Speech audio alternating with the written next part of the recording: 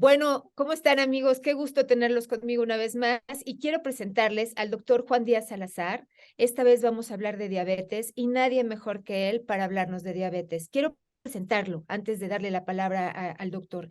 El doctor Juan Díaz Salazar es egresado como internista del Hospital 20 de Noviembre, egresado como endocrinólogo del Hospital Universitario de Düsseldorf y es diabetólogo y actualmente está autorizado por la Cámara Médica de Alemania. Quiero decirles, el doctor Juan Díaz Salazar es mexicano y orgullosamente él está en Alemania trabajando como diabetólogo. Y bueno, muchos de nosotros Se tuvimos la congeló ahí la fortuna imagen. de ser sus pacientes y la verdad es un gran médico, gran médico. Por eso quise que estuvieras con nosotros, Juan. Muchas gracias por estar aquí y bueno, bienvenido. Muchas gracias por la oportunidad de poder platicar acerca de diabetes mellitus, que es un tema que me apasiona y me da mucho gusto ver pacientes que están con un buen control de su diabetes. Gracias, doctor. Vamos a empezar, si estás de acuerdo. Doctor, me gustaría empezar con cuáles son los síntomas de la diabetes. ¿Cómo puedo saber que tengo diabetes o que la estoy padeciendo? ¿Cuáles son Ya, esos síntomas, doc? si uno leyera en un libro cuáles son los síntomas de la diabetes, sería muy fácil el diagnosticar diabetes mellitus, ya que el paciente tiene mucha orina, que le llamamos poliuria, tiene mucha sed, que le llamamos polidipsia, tiene mucha hambre, que le llamamos polifagia, y a pesar de comer mucho, pierde de peso. Pero en la realidad hay muchos pacientes, o la mayoría de ellos, hablando de diabetes mellitus tipo 2, que pasan 5 o 10 años sin tener un síntoma. Posiblemente el único síntoma que presenten es un poco de cansancio y sueño después de la comida. Por esa razón, cuando hacemos el diagnóstico de diabetes mellitus tipo 2, siempre ya realizamos estudios para ver si no hay complicaciones, porque estamos seguros que la diabetes no es el momento cuando lo diagnosticamos, cuando apareció, sino tiene por lo menos 5 años de haberse presentado en la persona. Doctor, entonces tú recomendarías que nos hiciéramos estudios de sangre donde pudiéramos checar glucosa. ¿Es así, doctor? Existen indicadores para ver qué personas tienen que realizarse un escrutinio de la diabetes mellitus. Toda la persona que tiene 35 años o más debería hacerse un escrutinio de diabetes mellitus y esto sería con una glucosa en ayunas. Si fuera posible, también podríamos agregar una hemoglobina glucosilada. Personas que tienen un incremento del peso corporal, llamemos sobrepeso, que el índice de masa corporal sería mayor de 25, y que tengan antecedentes familiares de diabetes mellitus en cualquier edad, ya después de los 18 años, deberían de realizarse un escrutinio de diabetes mellitus. Ok. Y llego al laboratorio y les pido así, tal cual, ¿me pueden hacer un escrutinio de diabetes mellitus y van a saber qué hacer? No, sino lo que hablamos como médicos es escrutinio significa la realización de una glucosa en sangre en ayunas y si fuera posible también en sangre una determinación de la hemoglobina glucosilada. Pero con la glucosa en sangre en ayunas sería más que suficiente como escrutinio para diabetes mellitus. Ok, esa glucosa en ayunas te la puedes hacer picándote, ¿no? O sea, que te anden También los glucómetros. Ok, perfecto. existen las dos posibilidades, que sean en plasma o que sea en sangre total. Solamente que si es en sangre total, habrá que incrementar un 15% del resultado que aparezca. Si aparece en el resultado, vamos a ver, 120, entonces más 15% significa que el paciente ya tiene más de 126 y es diagnóstico de diabetes mellitus o sospecha de diabetes mellitus y habrá que confirmarlo en un examen en sangre. O sea, a ver si estoy entendiendo, Doc, para que nos quede claros a todos. Si yo lo hago con un glucómetro, que es esto que tú te picas en tu casa, bueno, ¿no? Sí. Y que te mide ahí, yo le agrego el 15%, sea Sí, la al marca, sea resultado. el glucómetro, Sí. y si es mayor a cuánto, tengo Ah, problemas. bueno, aquí platicamos entonces de los valores normales. Personas que no tenemos diabetes mellitus tenemos en ayunas hasta 99 miligramos por decilitro de glucosa. Personas que tienen prediabetes o intolerancia a los hidratos de carbono tienen entre 100 y 125 miligramos por decilitro de glucosa. y personas que tienen diabetes mellitus tienen más de 126 o a partir de 126 miligramos por decilitro de glucosa. Y aquí es importante, si alguien presenta una ocasión 126, habría que repetir la prueba un día después, y si el siguiente día la glucosa es arriba de 126, podríamos confirmar el diagnóstico a pesar de que el paciente esté asintomático. Ok, entonces o me pico en mi casa con el glucómetro o voy al laboratorio y pido que me hagan una hemoglobina glucosilada o glucosa en ayunas, ¿sí? Vamos a ponerlo por prioridades. Sería primero una glucosa plasmática en ayunas. Con la Ok, glucosa plasmática en ayunas podemos hacer ya el escrutinio, ver si tiene el paciente prediabetes, si tiene valores normales o si tiene sospecha de diabetes mellitus. ok. La hemoglobina Doctor, glucosilada la dejamos como segundo paso. ok. Doctor, ¿le puede dar diabetes a los niños y a los jóvenes? Sí, existen dos tipos, bueno, más de dos tipos de diabetes, pero las conocidas serían diabetes tipo 1, que es en niños y es una enfermedad inmunológica en la cual el páncreas ya no produce insulina. Y al ya no producir insulina, son pacientes que son dependientes de la aplicación exógena de insulina. Estos son desde niños, inclusive existen también adultos que tienen una diabetes tipo 1 lenta.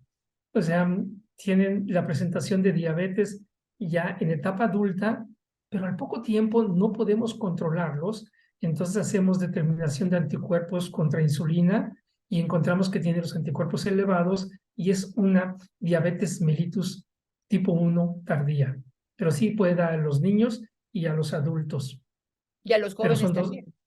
exacto, a toda edad puede dar la diabetes mellitus. Ok, entonces tenemos diabetes mellitus tipo 1, diabetes mellitus tipo 2 y hay otros tipos de diabetes. Sí, diabetes ¿Cuáles de? gestacional. Diabetes gestacional. La persona, la mujer está embarazada, es normal su glucosa y a partir de la semana 20 de embarazo empieza a producir hormonas y esas hormonas son hormonas en contra de la insulina y presenta elevación de la glucosa en la segunda parte del embarazo. Es diabetes gestacional. Ok, ok. La diabetes se cura, doctor.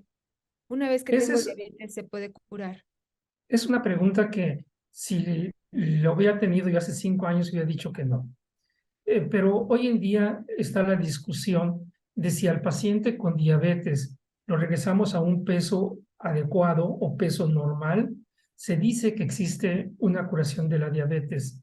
Quiero hacer aquí énfasis en que cuando hablamos de esa curación de la diabetes en personas con sobrepeso, con obesidad, tenemos que tomar pacientes que están recién diagnosticados. Ok, Pacientes que ya tienen tiempo con diabetes, que son diagnosticados ahora y después de 10 años quieren hacer una curación de la diabetes, curación entre comillas, prácticamente ya no es posible. Ya tienen complicaciones de la diabetes, pero personas de recién diagnóstico con sobrepeso y obesidad, hay muchos artículos que hablan acerca de curación de la diabetes con una cirugía para bajar de peso y siempre y cuando el paciente tenga poco tiempo de diagnosticado. Eso que queda así muy claro y es algo que todavía sigue en discusión, pero hasta ahora hay casos reportados que se han curado de la diabetes. Curados de la diabetes significa que durante los siguientes 3 meses, sin ningún tratamiento, tengan valores normales de glucosa. y logran curarse de la diabetes bajando de peso, Sí, bajando de ese peso es a un niveles punto. normales. Qué maravilla, doctor. Eso es una gran noticia, gran noticia. Bueno, sí, la gran noticia aparece en el mes de septiembre en el Congreso Europeo de Diabetes aquí en en Estocolmo, en el cual se hace mucho énfasis con respecto al peso. Se encuentra si un paciente con diabetes mellitus baja entre 5 y 10% de su peso, va a ser mucho más fácil el poder controlar su diabetes. Pero si ese paciente baja 15% o más del peso, podría haber una regresión de la diabetes. Esto se presentó hace un par de meses. Qué maravilla. O sea, del 5 al 10% de su peso, si reduce, puede Ujú. controlar la diabetes. Pero si Podemos reduce el controlar más fácil. 15%, ok, pero si reduce el 15% puede curar la diabetes. Qué maravilla, me Sí. parece que es una gran noticia. Doctor, hablando de dietas, ¿qué dieta debemos hacer si tenemos diabetes o no queremos tener L- diabetes? ¿Qué hacemos? Sí, lo primero es, si una persona tiene diabetes, la palabra que está prohibida por nosotros los médicos es dieta.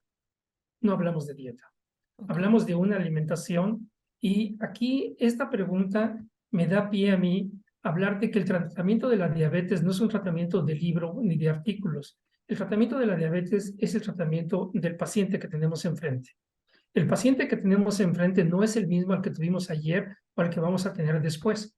Cada paciente debe recibir un tratamiento de acuerdo a su situación social, a su medida. Y de ahí el paciente, y esto me da pie también a hablar de que dentro de los pilares del manejo de la diabetes tenemos uno de ellos que es 1 o 2 veces por año, los pacientes tienen que estar en un curso de alimentación y en un curso de diabetes. En Alemania, cuando estamos en la clínica de diabetes en la cual yo trabajo, tenemos dentro de nuestros pacientes, ver qué paciente ya tomó su curso de diabetes y qué paciente ya tomó su curso de alimentación. Y tenemos que hacerle énfasis que tiene que tomar esos cursos para que aprendan cómo alimentarse y para que aprendan qué es la diabetes mellitus. Eso es en Alemania, Doc. Aquí no hay cursos de alimentación, ¿o los hay? Y yo no lo sé, tal No, vez. pero quiero yo decir que un curso de alimentación o un curso sobre diabetes no cuesta. Es cosa de que uno lo quiera hacer. Si uno lo hace en el consultorio, estamos tardando entonces 30 minutos adicionales con el paciente. Pero si uno reúne a los pacientes el sábado, 10 o 8 pacientes, y habla con ellos acerca de la alimentación, entonces los pacientes se van a beneficiar en su diabetes. Si uno reúne a los pacientes un sábado y habla con 5 o 10 de ellos sobre qué es la diabetes mellitus, se van a beneficiar. No es que exista aquí en Alemania, sino que es algo que existe en todos los libros, y es algo de lo cual en México lo hacemos muy individual, pero existen clínicas en las cuales están integrados también este tipo de cursos y si no, sería una buena iniciativa de iniciar estas clínicas en México. Pues oiga, oye doctor, pues qué maravilla. Les voy a decir a mi audiencia, si hay alguien que le interese, que a lo mejor se pueda comunicar contigo a los números que están apareciendo abajo, para que pues, puedas organizar a lo mejor hay un curso y puedes hablar en línea con ellos y platicarles sobre qué deben comer y qué no deben comer, ¿no? O sea, porque creo que este curso es algo muy importante. Doctor, me gustaría preguntarte, ¿qué otro tipo de cuidado, además de la alimentación, deben tener las personas que tienen diabetes? Sí, primero habrá que hacer hincapié en decir que la diabetes mellitus no es una enfermedad de azúcar. La diabetes mellitus es una enfermedad que afecta a todo el cuerpo, desde la cabeza hasta los pies. La diabetes mellitus afecta en la cabeza porque hay un mayor número de pacientes que tienen una apoplejía, o sea, tienen un infarto cerebral. Hay un gran número de pacientes que le afecta los ojos y sabemos que tienen retinopatía diabética. Hay pacientes con diabetes mellitus que tienen enfermedad de la tiroides también. Hay pacientes con diabetes mellitus que son más susceptibles a tener un infarto del miocardio. Entonces, estamos en el corazón. Hay pacientes con diabetes mellitus que se afecta el sistema digestivo. Existe también una inervación del sistema digestivo que el paciente queda entonces con prácticamente inmovilidad del aparato digestivo. Hay pacientes con diabetes mellitus que se les afecta también la función sexual. Sabemos de la disfunción eréctil en los pacientes con diabetes mellitus. Pacientes con diabetes mellitus se afecta también la vejiga. La vejiga se queda sin movimiento y la orina se queda atrapada. Pacientes con diabetes mellitus se les afectan los riñones. Está la nefropatía diabética, que viene siendo la primera causa de trasplante renal en pacientes con insuficiencia renal. Y después, si seguimos más hacia los pies, existe el pie diabético. Entonces, alteraciones también del sistema circulatorio que afecta a los pies. Entonces, hablar de diabetes mellitus no es hablar solamente de glucosa, sino hablar de un contexto integral del cuerpo del paciente. Y habrá que decir al paciente que no es su azúcar la que está elevada, sino su cuerpo se encuentra en riesgo. Hoy en día, el tratamiento de la diabetes mellitus está enfocado en prevenir las complicaciones tardías de la diabetes en un balance con mantener un equilibrio en el estilo de vida del paciente para que el paciente mismo se beneficie de su cuidado de la diabetes, y esto entonces conlleve a una disminución de complicaciones tardías. Por eso, diabetes no es azúcar, diabetes es una enfermedad de nuestro organismo. Ok, Doc, entonces, ¿qué otros cuidados puede tener un paciente que tiene diabetes además de la alimentación? ¿Ir al Bueno, médico regularmente?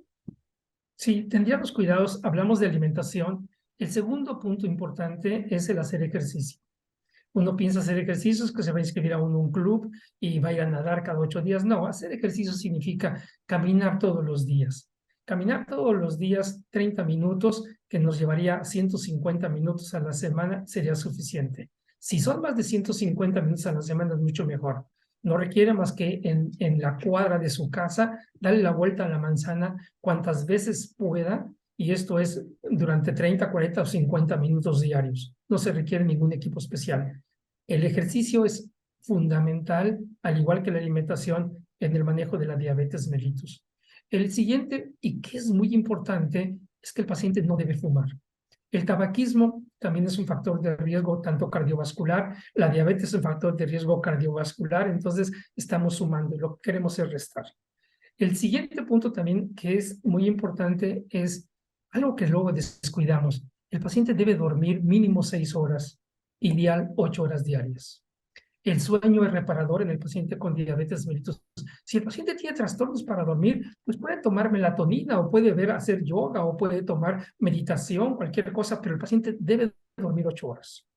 Si duerme el paciente 8 horas, esto también ayuda para un control de su diabetes mellitus. La otra sería el aspecto social. El paciente con diabetes mellitus debe tener una vida social activa que le satisfaga. Y eso también ayuda también para el control de su diabetes mellitus. O sea, el manejo de la diabetes mellitus es tan sencillo y tan complicado como uno quiera hacerlo. Pero aquí hay algo muy importante. A veces pensamos que para ser uno un buen médico debe uno hablar inglés, leer inglés y está uno actualizado. Para ser uno buen médico debe tener el mismo lenguaje que tiene el paciente, hablar el mismo idioma del paciente. Eso es el ser un buen médico. Escuchar al paciente, subirse al auto con el paciente y ver qué podemos hacer juntos para evitar que esta diabetes mellitus nos lleve a tener complicaciones. Y tú eres un médico así, doctor. La verdad es que es una Gracias. lástima que estés en Alemania. A mí me encantaría, quiero comentarles, haciendo un paréntesis, doctor, antes de hacerte mi última pregunta. A mí me gustaría que tomaran nota del teléfono del doctor y si alguno de ustedes tiene sospecha de que tiene diabetes o quiere ser tratado por un gran médico, comuníquense con Juan o tómenlo como una segunda opinión, no lo sé, o que él los maneje vía consulta digital. Creo que es lo de hoy y la verdad es que es un gran médico. Doctor, mi última pregunta. Yo veo que actualmente muchos de los pacientes están siendo tratados con insulina y el paciente siente horrible cuando, o sea, estaba tomando su chochito, entonces él pensó, su medicamento, entonces él pensaba que no estaba tan mal, pero de repente el doctor al poco tiempo le dice que tiene que ponerse insulina. Entonces el paciente dice, ya estoy grave. ¿Qué pasa? Parece que hay algo nuevo, ¿no? Que ahora, a ver, platícanos sobre insulina, por favor. No, regresamos otra vez al paciente. Cada paciente es distinto. Ok. El tratamiento de la diabetes mellitus eh, tiene muchas características. Una de ellas, hay medicamentos que incrementan la secreción de insulina en el páncreas. Hay medicamentos que disminuyen la resistencia a la acción de la insulina. Hay medicamentos que mejoran la función renal en el paciente con diabetes, lo que hace es impedir que la glucosa se vuelva a reabsorber en el túbulo renal y permite que la glucosa, el azúcar, se pierda por la orina. Hay medicamentos que lo que hacen es en el páncreas producir mayor cantidad de insulina y disminuir la cantidad de glucagón. Glucagón sube la glucosa, insulina baja la glucosa. Entonces, estos medicamentos son inteligentes. Si la glucosa está un poco elevada, estimulan para producir mayor cantidad de insulina. Si la glucosa está disminuida, y estimulan para que se incremente el glucagón y disminuya la insulina. Entonces, estos medicamentos que son análogos eh, son medicamentos adecuados también para el paciente con diabetes. Al paciente con diabetes habría que verlo otra vez dentro de su marco socioeconómico.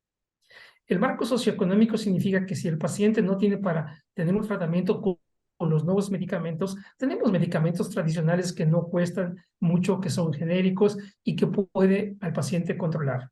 La insulina, yo podría ser que yo desde 1990 soy un partidario de que la insulina debiera aplicarse en pacientes con diabetes mellitus tipo 2. Por ahí escribí un artículo en la revista de Medicina Interna en 1990 acerca del uso de insulina en pacientes con diabetes mellitus tipo 2. Hoy en día, la glucemia.